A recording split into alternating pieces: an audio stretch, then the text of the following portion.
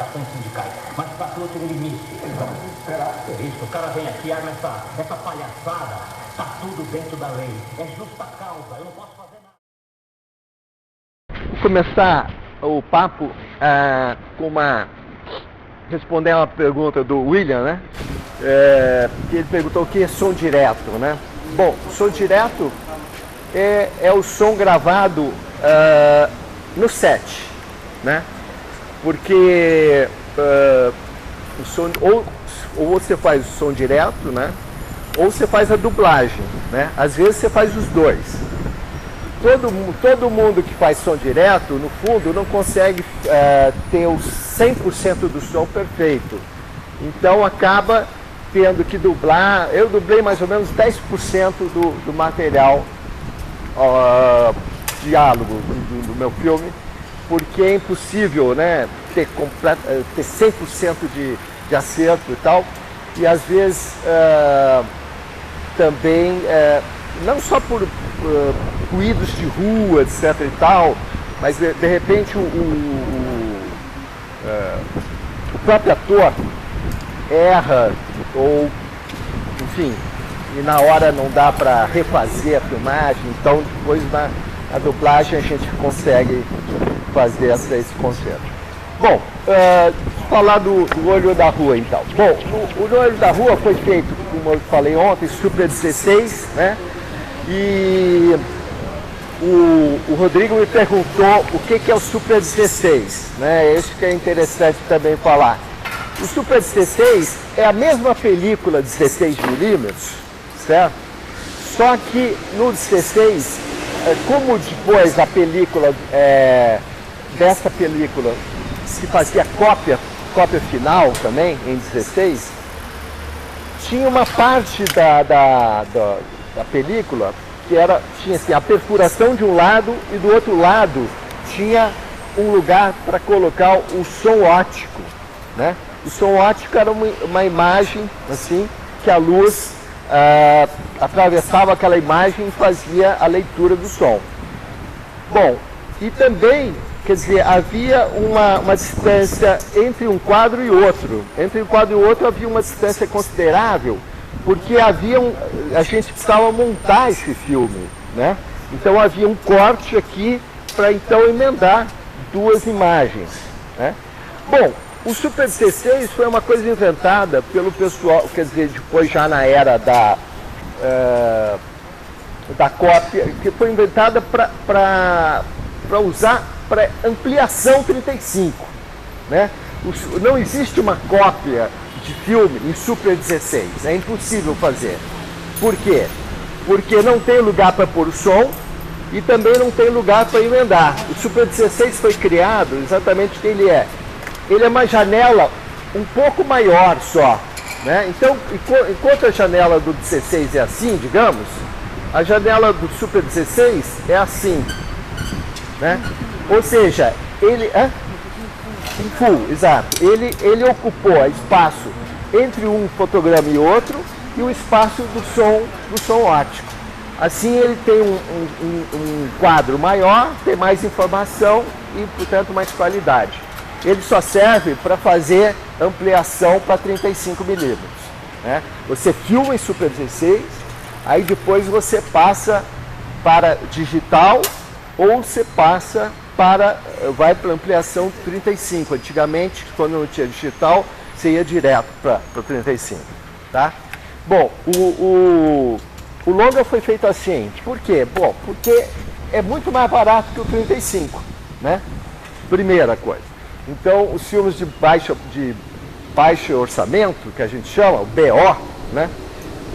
São filmes que usam muito esse recurso, né? Eu estava falando ontem para eles, eu usei 35 latas. 35 latas são 350 minutos de filme.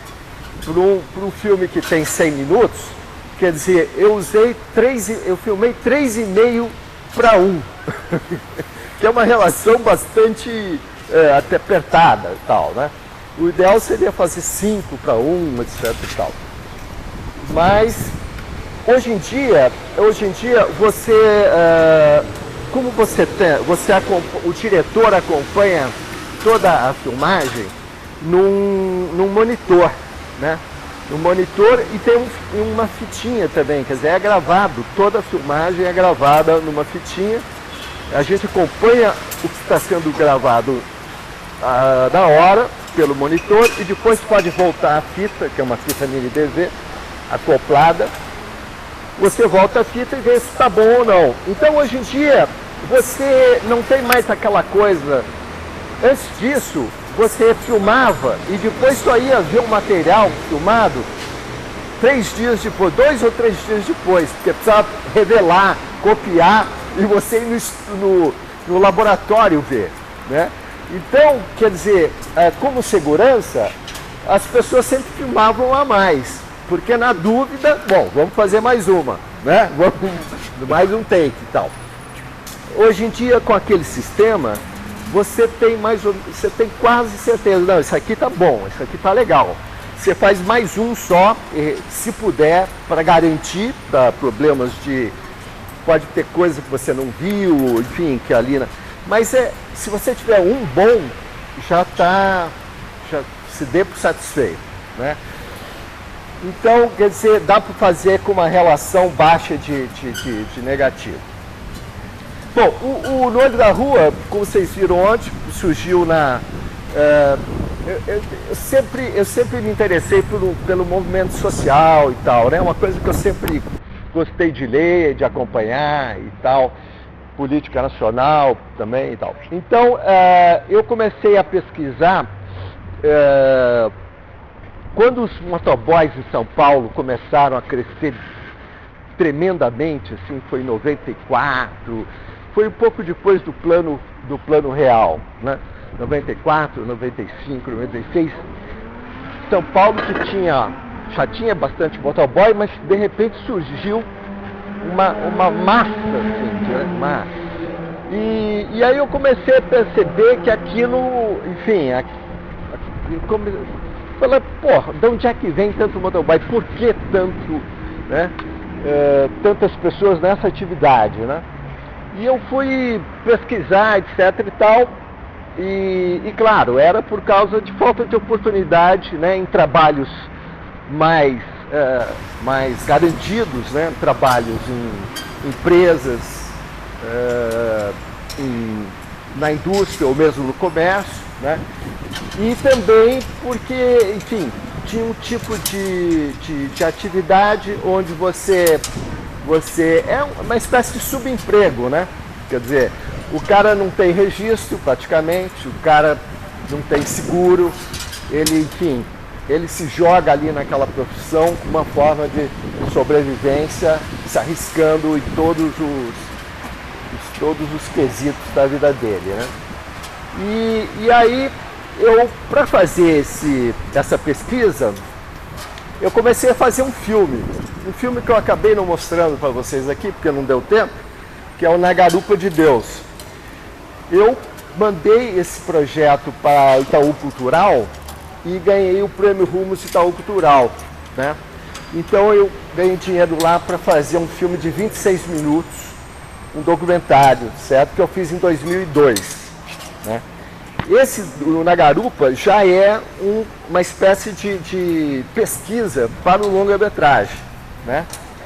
E aí, a partir daí, dessa pesquisa que eu fiz, eu escrevi um argumento, né? Eu mesmo, e passou alguns roteiristas pelo filme. O Daniel Shaya, que é aquele roteiro que eu apresentei para vocês, foi um deles. Eu tive a colaboração também de uma outra menina que depois não ficou na área, a Gabriela. E então foram várias versões do roteiro até ele realmente, né, ficar amadurecido. E os roteiros não é que eram ruins, mas eles não estavam convencendo os júris e tal. Entre vários, fiquei 2 ou 3 anos com um roteiro do Daniel, por exemplo, e não conseguia captar recursos através dos coisas. Então, Eu fiz uma proposta para o Jim Moretti, que é um roteirista mais experiente, etc. Já tem 7, na época tinham 5 longas já produzidos, né? Ele fez Latitude Zero, do Tony Venturi. Então eu fiz uma proposta, eu não posso te pagar, porque ele cobra caro. Mas a gente podia fazer um contrato de risco, né? E na medida que sair o dinheiro, você é o primeiro a receber e você recebe integral, né? E ele topou, e aí a partir desse argumento, ele chegou e mudou radicalmente o filme. Mudou radicalmente, fez um roteiro realmente bastante diferente, né? E aí começou, e logo em seguida eu tive êxito no primeiro edital, né? Que é o Fomento do Estado de São Paulo. Ganhei R$500 mil, né? Mas aí não dava para fazer a filmagem inteira, quer dizer, então tive que participar num outro do PROAC, né? Um outro edital, receber mais 140, com R$640 mil eu filmei, fui até o final da filmagem. O importante nessas fases é você realmente fazer a fase inteira, quer dizer, você não pode parar no meio da filmagem, porque parar no meio da filmagem é um grande problema, né? É um grande problema e às vezes até ameaça a qualidade e até a continuidade do filme. Então, vocês sempre vejam, quer dizer, que o dinheiro tem que ir primeiro até o final da filmagem, depois até a finalização, pelo menos, e depois o lançamento, que são essas 3 fases, é fundamental manter esses processos inteiros, né? E aí, bom, então filmamos com R$640 mil e, bom, o processo dos atores eu já falei, né? Do Murilo, etc e tal. E aí consegui mais 300 mil para finalizar, né? E depois mais 100 mil para lançar. Bom, o filme ele participou de 3 festivais internacionais e um nacional, né? Ele entrou no festival de primeiros filmes do Festival de Montreal em 2010, agosto de 2010, né? Eu mandei o DVD para... Eu entrei e escrevi em 30 festivais, mais ou menos, 30 ou 40. Você tem que mandar o DVD para todos eles, gasta um puta dinheiro, porque é Sedex Internacional, etc. Mas tem que fazer isso, porque não é nem no primeiro nem no segundo que você entra.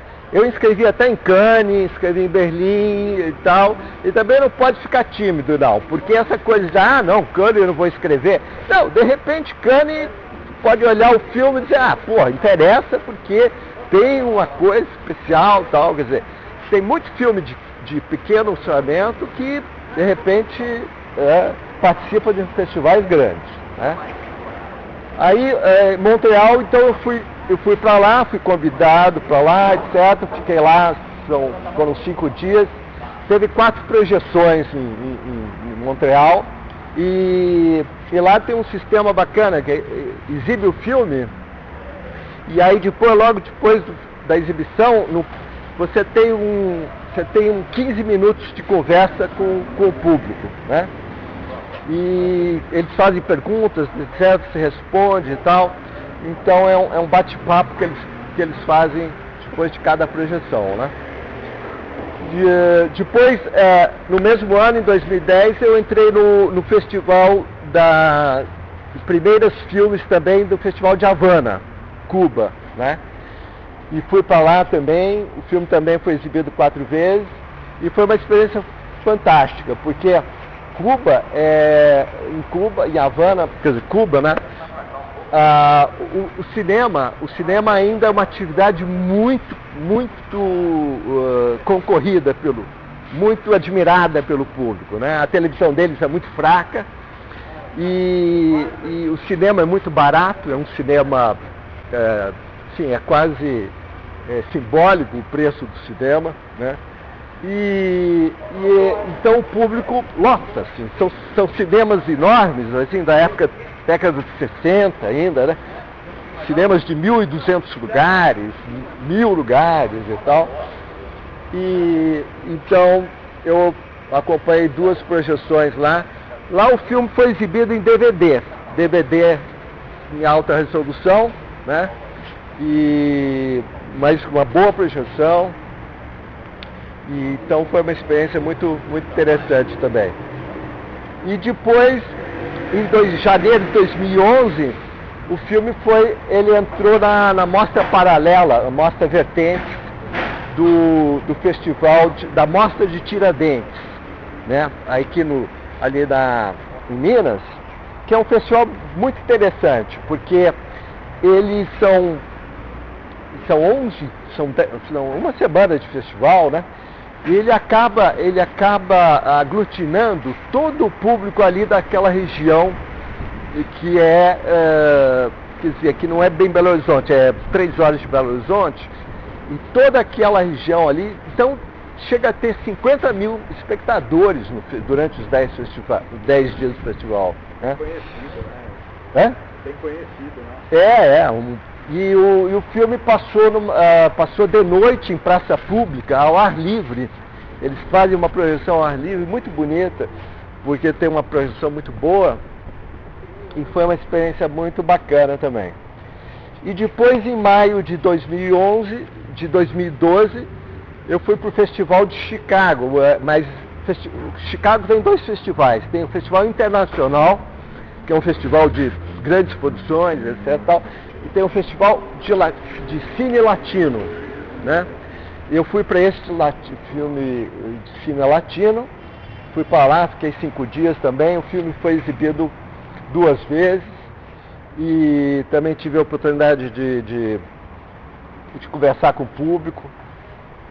E depois eu também tive uma experiência muito interessante, que vale a pena, uma coisa que vale a pena insistir quando vocês tiverem algum filme, mesmo às vezes até um curta e tal, se tiver condições. Eu participei de dois mercados de filme, né? Em janeiro de 2010, fevereiro de 2010, eu tive no mercado do filme de Berlim, né? Ao lado do Festival de Berlim, ele tem um mercado do filme, onde compra e venda de títulos mesmo. O mundo inteiro vai para lá, né? Então, são 5 dias de mercado, onde você leva o seu filme em DVD, leva uma sinopse em inglês e tal, seu filme em DVD em inglês também, etc. E aí você começa a entrar em contato com pessoas do mundo inteiro. Eu fiz mais de 30 contatos lá, com pessoas que são os sales agents, são os agentes de venda, né? Esses caras, eles não são distribuidores, nem exibidores, eles são intermediários, que eles contratam um filme e aí depois pegam o teu filme e oferecem para os vários distribuidores, enfim, de televisão ou de cinema no mundo todo, né? Agora, para você conseguir que um cara desse pegue teu filme, realmente precisa muita conversa, etc e tal, porque a oferta de filmes é enorme, né? Mas eu estive em Berlim em 2010, aí depois eu fui em maio eu fui para o mercado do filme em Cannes, né? Cannes também, além de todo o tapete vermelho, aquele lance todo que sai em caras, etc, o mundo inteiro está ali comprando e vendendo o seu filme, né? É fantástico assim, o mercado deles.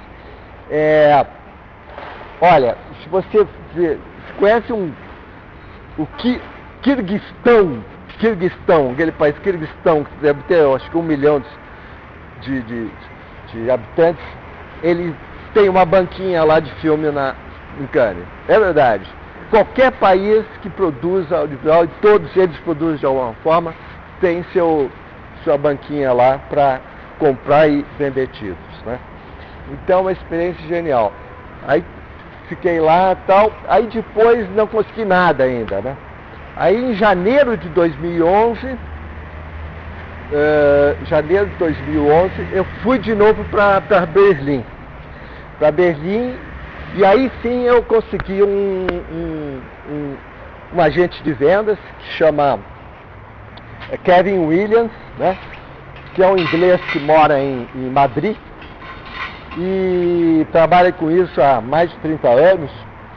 E ele então contratou meu filme para distribuição internacional, né? E ele conseguiu fazer 2 vendas, né, para televisão. Uma para HBO Brasil, né, e outra para o Sundance Channel, como eu falei para vocês ontem. Ele me disse, olha, para cinema é muito difícil vender seu filme, porque ele não é falado em inglês, e se o filme não é falado em inglês já é complicado, e também não tem atores internacionais, né? Então são 2 coisas que realmente dificultam muito, né? Mas de qualquer forma, a televisão já é bastante interessante, né? Então, quer dizer, é um resultado, eu acho que bastante interessante para um filme de pequeno porte, né? É um filme que custa 1 milhão, é um filme de baixo orçamento no Brasil, né? Até 2 milhões se considera filme de baixo orçamento, né? Pra mim já é alto pra caralho, porque não é fácil arrumar esse dinheiro, né? Mas de qualquer forma, em termos de indústria, né? É isso. Falando em cinema nacional, falando em cinema nacional, qual foi o maior orçamento? Maior o quê? Maior orçamento que teve? O maior orçamento que eu saiba foi o Tropa de Elite 2, né? Foi 11 milhões de reais, negócio assim, os filmes maiores, Xingu, né? Foi 10 milhões, por aí, tá nessa faixa, assim. Quer dizer, que em termos de mercado internacional é muito pouco até, viu? A gente teve umas reuniões lá em Berlim com... tem um negócio chamado Cinema Brasil. Cinema Brasil. É um organismo ligado ao Sindicato da Indústria do Audiovisual de São Paulo, que você se associa, você não precisa, eu não sou sócio do sindicato, eu sou sócio da Associação Paulista de Cineastas, né, que é uma entidade de realizadores. O sindicato são as produtoras, né? Mas o Cinema Brasil você pode se associar, e aí você paga uma taxa mensal, e na hora dos festivais, dos principais festivais, eles fazem um pacote para você. Eles te conseguem uma passagem mais barata, com hospedagem e a entrada no mercado, que custa para você entrar, paga, né? Não é assim, você tem que pagar, comprar um crachá, né? E então aí, quer dizer, isso possibilita você com um custo razoável, não tão grande, você participar desses eventos. E é importante para você colocar o seu filme na roda, né? Senão fica... Agora, então é isso, quer dizer, a experiência de distribuição foi essa, né? E eu faço muito também esse trabalho, quer dizer, esses cursos, né? Essas exibições eu fiz desde 2011 eu tenho feito, assim, ao longo já passei em São Carlos tem um cinema 35 no Sesc lá, e também tem um cinema de rua 35, muito bom também, da prefeitura. Então já fiz isso em Rio Grande do Norte, Rondônia, Acre, então já rodei Palmas do Tocantins. Eu rodei bastante o Brasil aí, que é uma atividade bacana. Você leva... Festivais de cinema no Brasil está tendo uma crescente? Falando em festivais de cinema, está tendo uma crescente no Brasil? Está surgindo novos festivais? Os festivais são assim, né? Eles são assim muito... Estão surgindo novos e outros antigos estão acabando, né? Sempre acontece isso. Porque o mais antigo deles é Brasília, né? Brasília e depois Gramado, né? Mas surgiu também o Festival do Rio, né? Que hoje tem um festival só de filmes brasileiros, que é a Premier Brasil, né? Que é bastante concorrida. O Festival de Pernambuco também tem bastante. Festival de Pernambuco, Ceará, Fortaleza também são bastante grandes. E no Brasil tem mais ou menos em torno de 60 festivais por ano, tanto de curta como média e longa-metragem, né? Então sempre tem um festival que você pode encaixar seu filme. É importante mostrar no festival, né?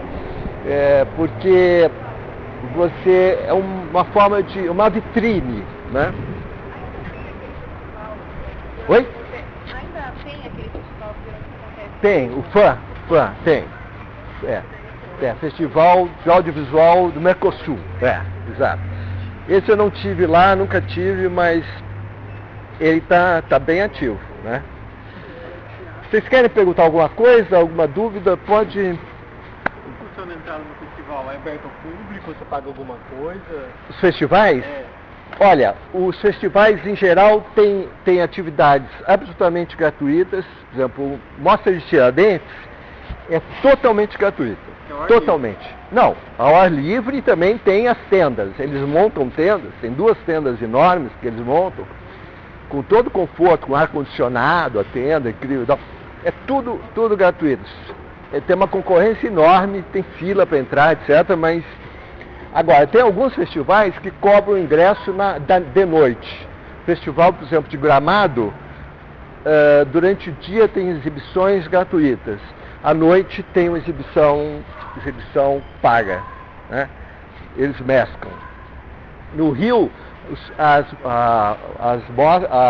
exibições, que eu saiba, são todas pagas também. São cinemas normais, e você paga ali o ingresso também é de preço normal, né? R$10 a meia, 20 a inteira, por aí, né? Beleza? Beleza, estamos prontos?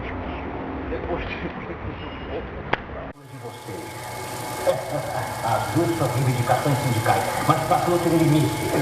Será? É isso, o cara vem aqui, arma essa palhaçada. Tá tudo dentro da lei. É justa causa, eu não posso fazer nada. Ele é pai de família, precisa de emprego aí. Como bom pai de família, não devia saber que tem que pensar melhor antes de fazer cagada. Não sei se o rapaz, a ficha dele é limpa, nunca se meteu em confusão. Nem ele vai, cara. Emiliano, ou ele se demite, ou eu vou abrir um BO. B.O. pra quê? B.O. por causa de chantagem. Chantagem? Chantagem, sim, chantagem emocional. O que você acha que ele veio fazer aqui? Ele tentou me impressionar com essa encenação ridícula toda. Ele quer conversar dentro. Foda-se.